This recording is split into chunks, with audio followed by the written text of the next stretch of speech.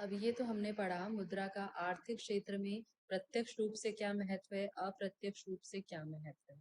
अब आता है हमारा कि मुद्रा आर्थिक क्षेत्र के अलावा सामाजिक क्षेत्र में भी महत्वपूर्ण स्थान रखती है। मुद्रा आर्थिक स्वतंत्रता तो देती है, उसके साथ साथ मुद्रा का सामाजिक क्षेत्र में भी बहुत योगदान है। जैसे सामाजिक स्वतंत्रता मुद्रा के माध्यम से ही संभव है।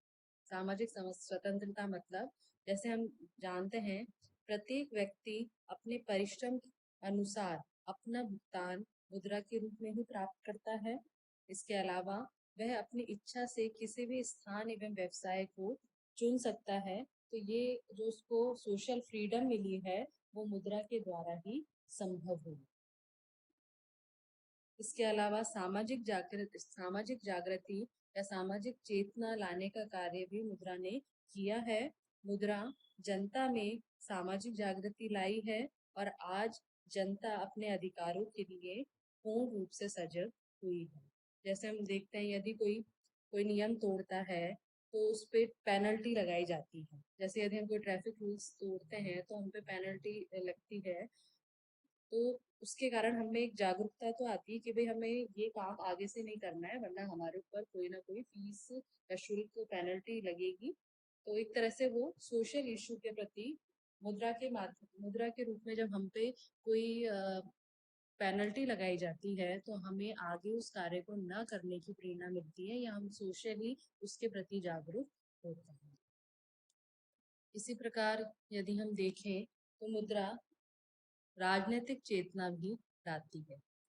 मुद्रा से राजनीतिक चेतना भी उत्पन्न होती है। आज की सरकार जैसे सरकार को कई कल्याणकारी कार्य करने होते हैं। इसके संदर्भ में आय प्राप्ति सरकार को करनी होती है। सरकार वो आय मुद्रा के रूप में प्राप्त करती है और फिर जो कार्य करने हैं वो उनका व्यय या उनका किस प्रकार उनको संपादित करना है वो सब भी हम मुद्रा से करते हैं। सरकार प्राप्त कोषों का उपयोग ठीक प्रकार से जनता के हितों के लिए कर रही है, नहीं कर रही है, ये सब भी राजनीतिक जागृति मुद्रा के द्वारा आई है। इसके अलावा मुद्रा राष्ट्रीय भावना को भी बढ़ाती है, उसको भी बल देती है।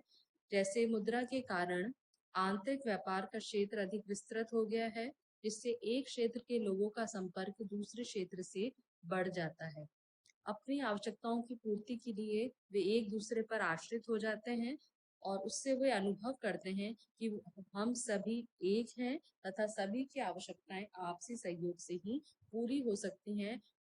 इस भावना को भी बल मुद्रा के द्वारा मिलता है।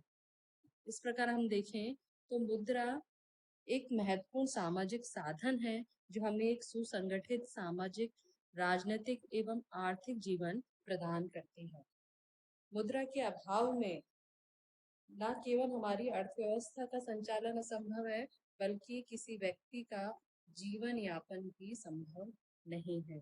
अर्थात मुद्रा प्रत्येक देश, अर्थव्यवस्था और व्यक्ति, समाज, संस्था सभी के विकास के लिए मुद्रा महत्वपूर्ण होती है।